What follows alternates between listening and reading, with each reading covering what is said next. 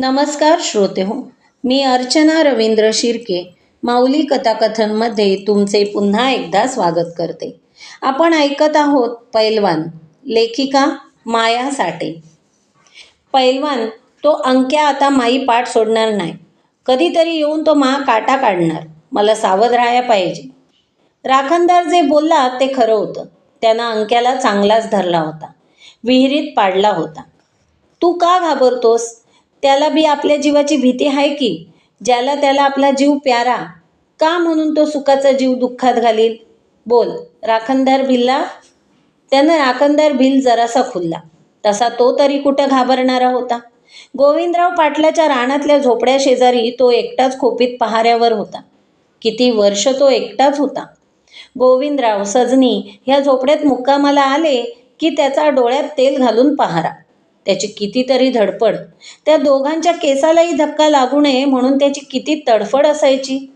एका वेळी 4-4, 5-5 जणांशी त्या झोपड्याजवळ झुंज दिली होती त्यानं. एकदा तो सर्वांना भारी बसला होता. तो होताच तसा आडदांड मापाचा. संप्या रामोशानं त्याला टोळीत बोलावलं होतं, पण तो त्यांच्यात सामील झाला नव्हता. धर्म्या ठाकरानं त्याला बोलावलं होतं, पण तो गेला नव्हता. दोघांना बी त्याची ताकद माहीत होती. तो राखणला असला की ते जपून हल्ला करीत. सकाळ झाली. दिवस वर आला. गणा विहिरीवर गेला. तो काय, अंक्याचं प्रेत पाण्यावर तरंगलेलं. राखणदार जवळ आला होता. त्यानं पण प्रेत पाहिलं. रात्री गळ फिरवून प्रेत त्याला लागलं नाही. ह्याचा अर्थ प्रेत तळाच्या कपारीला आत सटकलं. ते मग सकाळपर्यंत फुगलं आणि वर आलं. गणानं राखणदार भिल्ल चकित झाले. आता ह्याला गाडाय पाहिजे, नाहीतर तो जिजा पोलीस पाटील पोलिसांना घेऊन आला तर उगाच दोघं बी अटकू. राखणदारानं लगेच पहार घेऊन केळीच्या आत कमरे एवढा खड्डा खणला, चांगला 6 हात लांब. गणानं गळ लावून अंक्या काठाशी घेतला. त्याच्या तंगड्यानं दोर बांधून तो चाकावरनं वर खेचला. तसाच बाहेर काढला. केळीच्या वावरातल्या खड्ड्यात त्याला टाकला. माती लोटली, मूठ माती दिली. वरवर तर काहीच पुरावा नव्हता. त्याला जाळला असता तर त्याचा धूर दुपारपर्यंत धुमत राहिला असता. जिजा, साहेबराव आणि पोलिसांनी धुरातली हाडं शोधली असती. खून केलेल्याचा पुरावा नष्ट केल्याच्या आरोपावरून दोघांना अटक केली असती. पण आता अंक्याचा ते काहीच पत्ता लागू देणार नव्हते. जिजा त्याचा घोडा घेऊन तेथे गणाचा मुर्दा पाडायला आला होता. हाच आरोप तो करू शकणार होता. आपल्याला स्वसंरक्षणार्थ लढावं लागलं हे गणा म्हणू शकत होता. त्यावर जिजाला काहीच बोलता येणार नव्हतं. जिजाला मग तसंच पोलिसांनीच पकडलं असतं. पोलीस ठाण्यात पोलीस पाटील साहेबरावनं मग त्याची सुटका केली असती. सारं काही अजबच घडणार होतं. पैलवान गणानं राखणदार त्या झोपड्यात आले. त्या विहिरीचं पाणी पिणं धोक्याचं होतं. अंक्याचा मुर्दा त्यात फुगला होता. राखणदारानं इंजिन चालू करून ठेवलं होतं. त्यानं पाणी भकभक आवाजात बाहेर पडत होतं. विहीर खाली झाली की दुसऱ्या चांगल्या पाण्यानं ती भरणार होती. मग ते पाणी प्यायला आणि वापरायला चांगलं होणार होतं. गावातून सजनी चहाचा तांब्या घेऊन आली होती. तशी तिला तिथं यायची गरज नव्हती, पण ती आली. तिनं अंगणात पाऊल ठेवलं. तिनं मरून पडलेला घोडा पाहिला. सारं अंगण तिनं पाहिलं. घोड्यांची असंख्य पावलं तेथे उमटलेली दिसत होती. त्यांनी टाकलेली लीद इकडे तिकडे पसरलेली होती. ह्याचा अर्थ तेथे बराच वेळ झटापट झालेली दिसत होती. पैलवान गणाशी लढायला कोण रातचं आलं म्हणावं. ही पावलं संप्याच्या टोळीतल्या घोड्यांची. सारे दरोडेखोर घोड्यावरून आले होते. राखणदार भिल बोलला. बाप रे, ती आश्चर्याने बोलली. पैलवानानं कमाल केली. संप्याच्या टोळीला एकट्यानं भागवलं. राखणदार भिल बोलला. पैलवान आहेच तसे. आखाड्यात बी नाव कमवत्यात आणि लढाईत बी नाव मिळवत्यात, ती अभिमानानं बोलली.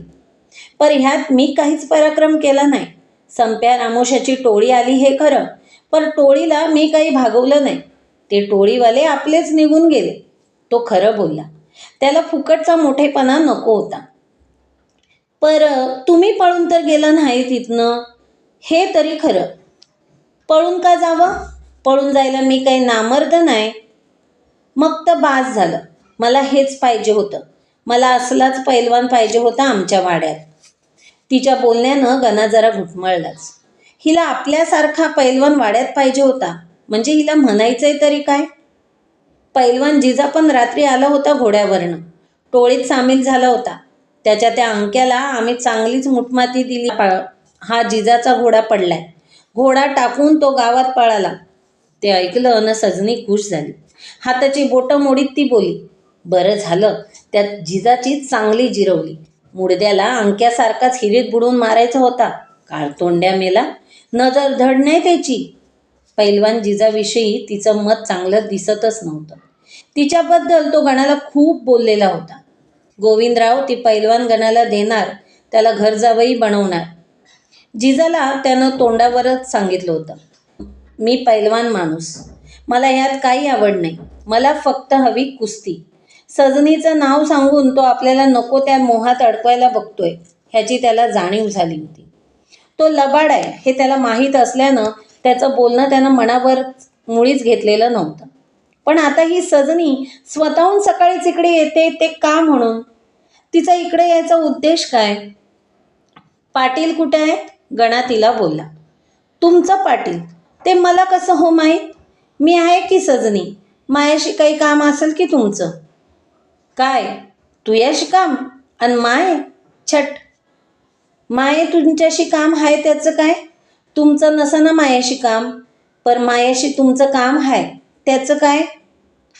तुझे काय काम आहे बोल, तो तिला सरळ बोलला. त्याचा सवाल ऐकल्यावर ती जरा शरमली. त्यात जवळ राखणदार भिल होता. त्याला कटवण्यासाठी तिनं त्याला कपात तांब्यातनं चहा ओतला. चहाचा घोट त्यानं तोंडात घेतला. शेकोटी पेटवून तिनं त्यावर तांब्या ठेवला होता. चहा चांगलाच गरम केला होता. त्यामुळं त्या गरम चहानं राखणदाराचं नरडं चांगलंच भाजलं होतं. चहाने त्याला उत्साह वाटला होता. चहा प्याला तरी तो तेथेच उभा राहिला. तेव्हा ती बोलली, तुला घरी जायचं असून तुया, पर पाटलांना सांगून जाया पाहिजे. तो बोलला, मी सांगेन बाबाला, जा तू. खर्ची पाहिजे होती. किती रुपये पाहिजेत? पाहिजे होते 50 रुपये. पहिली उचल किती घेतलीस? ते पाटलांनाच माहिती, म्हणूनच म्हणलो त्यांना सांगून जाईन माया घरला. तो राखणाचा भिल बोलला. तेत काय भेटायचं बाबांना? मी देते तुला पैसे. 50 रुपये पाहिजे ना? हे घे. तिने कमरेला खोचलेली कापडाची 3 पुड्यांची पिशवी काढून त्यातून 50 रुपये काढत म्हणलं. त्याच्या हातात 50 रुपयाची पत्ती पडताच त्यानं तिला हात जोडला. पैलवान गणाकडे पाहून त्यानं पाठ फिरवली. जाताना बोलला, पैलवान ही तर मी सांच्याला येतो राखणाला. राखणदार बराच लांब गेल्यावर सजनीनं गणाकडे पाहिलं. तिचं पाहणं जरा निराळं होतं. चहा घेताय ना? ती बोलली. मी चहा पीत नाही, त्यानं खरं सांगितलं. दूध पीत नाही तुम्ही? अगं बाई, मी भुललेच की. तू भुललीस? कोणला भुललीस? आता आता काय सांगू? तुम्हाला भुलले मी. मग तर झालं. तू काय भुललीस, काय विसरलीस ह्या अर्थी बोलायचं होतं त्याला. पण कुणाला भुललीस असं तो पटकन बोलला. पैलवान स्वतःहून तसं बोलल्यानं ती सरळ बोलली, तुम्हाला भुलले मी. ते ऐकून त्याला काय बोलावं सुचेना. दोघात अंतर अवघं 1-2 हाताचं. ती तरुण जवान चांगली 18 वर्षांची. ती जवानात तिच्या अंगात भरायला लागलेली. पैलवान, मी 5वीत असताना तुम्ही पाहिलं मला. हां बरोबर. आता मी तुला 7 वर्षांनी पाहतोय. 7 वर्षांपूर्वी मी किती वर्षाची होते? 11 वर्षाची. आता तू 18 वर्षांची झाली. पैलवान, पोरीचं लग्न कोणत्या वर्षी करतात हो? 16-17व्या वर्षी करतात. तो सहज बोलला. मग मी तर लग्नाचं वय झालं तरी तशीच आहे की. माये लगीन बाबांना का करू नये सांगा बघू? आता मी ते कसं सांगू? तुमचं वय किती? माय वय, मी असेल 27 वर्षाचा. पुरुषाचं लग्नाचं वय किती हो सांगाल? पुरुष 22 वर्षाचा झाला की लग्नाला योग्य होतो. म्हणजे तुमचं लग्नाचं वय होऊन तुम्ही 5 वर्षानं बी जादा झालं. म्हणजे माये लग्नाचं वय योग्य 18 झाले. तुमचं वय 27 झाले. आपण दोघे बी लग्नाचे झालो की. हां हां, तो काहीसं पुटपुटला. आपलं दोघांचं लग्न ठरलं तर? ती हसत हसत त्याला बोलली. काय? तो चमकारला. म्हणजे ह्या वयात माझं दुसऱ्या वराशी जमलं आणि तुमचं दुसऱ्या मुलीशी जमलं तर? असं काहीतरी बोल. मला वाटलं आपल्या दोघांचं लग्न ठरलं तर. असं काय वेड्यागत बोलतीस? बरं समजा आपल्या दोघांचं लग्न जमलं तर वाईट होईल? तिचं ते बोलणं त्याला आवडलं नाही. तिला काय म्हणायचंय ते त्याला तिच्या बोलण्यातून कळत होतं. दोघांचं लग्नाचं वय आहे. दोघांचं लग्न व्हावं असं तिला वाटतंय. काय म्हणावं हिला? वेडी की शहाणी? तो अंक्या मारला ते बरं केलं. तो नेहमी माया मागावर असायचा. त्यानं मला ह्या झोपड्यात एकदा धरलं होतं. सुटायसाठी किती वरडले होते. राखणदारानं मला सोडविलं होतं म्हणून वाचले होते. बरं झालं त्याच राखणदारानं त्याचा मुडदा हिरीत बसवला. अंक्या हिच्या मागं लागला होता म्हणजे? मग तो जिजा? तो गप्प बसला असेल? तो पण हिच्या वासावर असेल. हिला विचारायचं का? कशाला विचारायचं? ज्या गावाला जायचं नाही त्याचा पत्ता विचारायचा तरी कशाला? तो जिजा पैलवान तो आता माया वासावर राहील. म्हणजे मायाशी लगीन झालं तर ही समधी इस्टेट त्याला मिळेल. ते ऐकलं ना त्याच्या डोक्यात उजेड पडला. तो गोविंदरावची ही इस्टेट त्याच्या जावयाला मिळणार आहे. तो त्यांचा घरजावई होणार आहे. साहेबराव गोविंदरावाचा काटा काढायच्या माग आहे. त्याचा काटा काढला की ही सारी इस्टेट तोच घेईल. सजनीचं लगीन तो कोणातरी भिकाऱ्याशी करून टाकेल. गोविंदरावची पहिली इस्टेट त्यांनी मारलीच आहे. आता जी काही त्याची आहे ती पण इस्टेट घेणार आहे. तुम्ही मायाशी लगीन केलं तर ही इस्टेट तुमचीच होईल. माया बाबांना बी संरक्षण मिळेल तुमचं. जिजाची पैलवान मंडळी बी तुमच्या ह्या नव्या पावलानं टरकतील. साहेबरावाला माया बाबाने टक्कर घेताना 100 वेळा विचार करावा लागेल. तुमची ताकद साहेबरावाला आता माहीत झाली. त्याच्या गुंडांना बी माहीत झाले. त्याचा संप्या रामोशी बाबाला पकडायला आला तर सावध राहूनच येईल. हे लग्न न होता बी मी करील. तुझ्या बाबाचा मी बॉडीगार्ड होतो की. ते ऐकल्यावर तिला बोलायला काहीच जागा राहिली नाही. लग्न न करताही तो ती सांगेल ते सारं करू शकत होता. त्यासाठी त्याला लग्नाची गरजच नव्हती. तो जर असं वागायला तयार असेल तर आपण त्याच्याशी लग्न तरी कशाला करायला हवं? तो आपल्यापेक्षा 9 वर्षाने मोठा. सजनी चहाऐवजी तू दूध आणलं असतं तर? आज चहा प्या, उद्यापासून दूध आणत जाईल. म्हणजे उद्यापासून तू रोज इथं सकाळच्याला येत राहणार? बाबांना मी सांगितलंय. आता पैलवान गणा आलेत. वाड्यात राहायची गरज नाही. आपण ह्याच रानातल्या झोपड्यात राहू. राखणदार व्हील न पैलवान गणा असल्यावर काळी काळाची बी भीती नाही. सजनी तू आणि पाटील वाड्यात आहे तेच बरं आहे. इथं नग. आगीतून फुफाट्यात नग. गावात आहे तेच बरं आहे. सजनीला पैलवान गणाचं मत कळलं. त्याला तिची ओढ नव्हती. तो आपलं रूप बघून कोवळी जवानी बघून तो आपल्याकडे ओढ घेईल असं तिला वाटलं होतं. पण त्याला तिचं काहीच नव्हतं. तिचं आकर्षण नव्हतं. बापाला चुकवून ती चहा आणण्याचं निमित्त करून इकडे आली. आपलं लग्नाचं मत तिनं सांगितलं. आपल्याशी लग्न केलं तर घर जावई व्हायला मिळेल हे तिनं सांगण्याचा प्रयत्न केला. पण त्याला त्याचं काहीच नव्हतं. पैलवान जिजानं जे सांगितलं तेच तिनं स्वतः सांगितलं. पण त्याच्यावर काहीच परिणाम झाला नव्हता. राखणदार जिजा वाड्याकडे गोविंदरावकडे पैसे मागायला जाणार होता. पण त्याचं जर वाड्याकडे जाणं झालं तर तो सजनी पैलवानाला चहा घेऊन आल्याचं सांगणार होता. ती त्याच्याशी जादा बोलत असल्याचं सांगणार होता. तिला ते सांगू द्यायचं नव्हतं. म्हणून तिने पदरचे 50 रुपये त्याच्या हाती देऊन त्याला त्याच्या मार्गाला लावला होता. सजनी तू जा वाड्याकडं. पाटील वाट बघत असतील. म्हणजे मी तुमच्याजवळ राहू नये अशी इच्छा आहे तुमची, असंच का नाही? आता काय सांगायचं वेडीला? ती पाटलाची लेक. आपण ना कसला आगा पिछा, ना घर ना दार. जिथं भरला दरा तोच गाव बरा, अशी आपली अवस्था. तिला मोहात गुंतवण्याचा आपल्याला अधिकार तरी काय? ती राजाची लेक, आपण भनंग भिकारी. राजानं भिकाऱ्याला दान माग म्हणलं म्हणून काय भिकाऱ्यानं माणिकरत्न मागायचे? त्याच्या माणिकरत्नावर नजर ठेवायची? नाही. सजनी तू पाटलांना सांगून इकडे आलीस की तशीच इकडे आलीस? बोल की, मला समजू दे. मी तुम्हाला लग्नाचं विचारायला आले होते. काय? म्हणजे पाटलांना विचारलं नाहीस म्हण की. त्यात काय विचारायचं बाबाला? मायावर पुरा विश्वास आहे त्याचा. आपली पोर राजाच्या लेका संगतीच लगीन करणार असं तो म्हणतो नेहमी. मग स्वयंवर घाल की तू ये, त्यात राजाचा लेक मिळेल तुला, तो खोचक आवाजात बोलला. त्यात तिचा उपहास होता. तिला त्याचा आवाज जरा हेकट वाटला. हा स्वतःला फारच शिष्ट समजतोय. आपल्याला राजाचा लेक मिळायचा नाही असं वाटतंय की काय? अरे माये, रूप तरी बघ. पण तू पैलवान, तुला बायकाच्या रूपातलं कळतंय काय?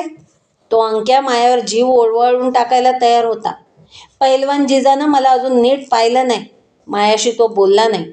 त्याच्या मालकाची पुतणी म्हणून तो गप्प बसला असेल, नाहीतर तसा तो गप्प बसायचा नाही. गावात त्यानं किती बायका नासवल्या ते बायकाच सांगतात. त्या बायकात लग्नावाली बाई आहेच, पर विधवा बायका बी आहेत. नवऱ्यानं सोडलेल्या बायका बी आहेत. काय काय सांगू त्याचं. मी तर चांगली कुमारी, लग्नाला आलेली नवयौवना मी. तुला मात्र माझं काहीच नाही. गाढवाला गुळाची चव काय म्हणतात तशीच तुझी अवस्था रे बाबा पैलवाना. सजनी, जा तू.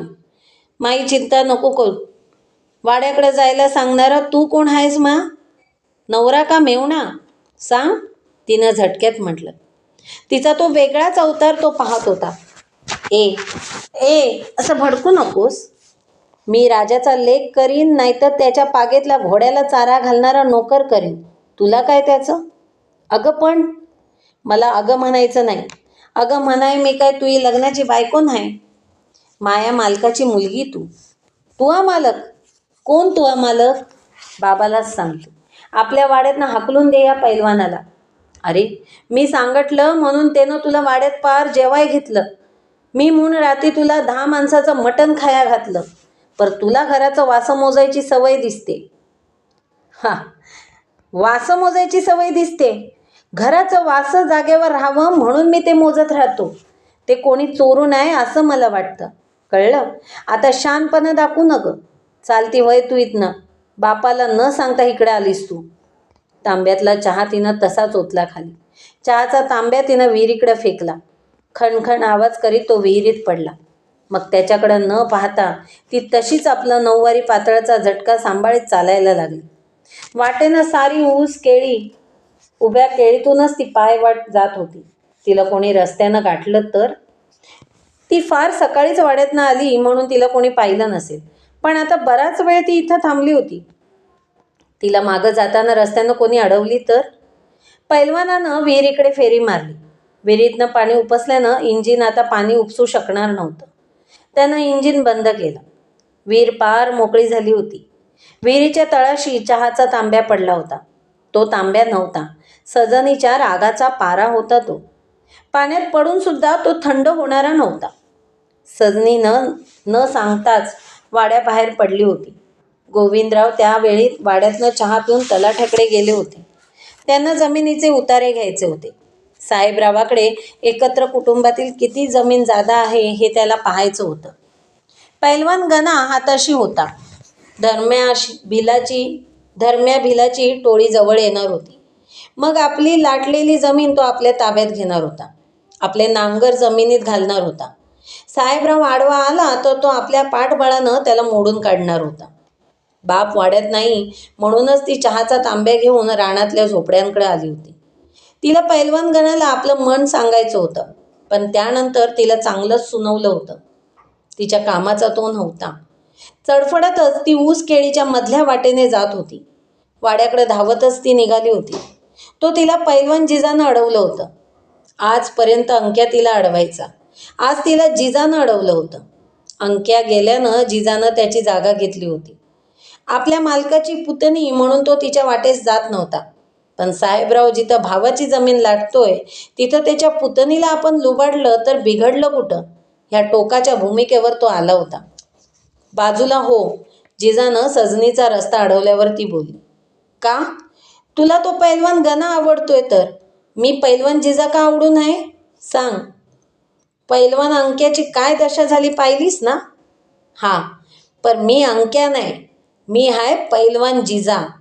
पैलवान जिजा पुढे झाला होता.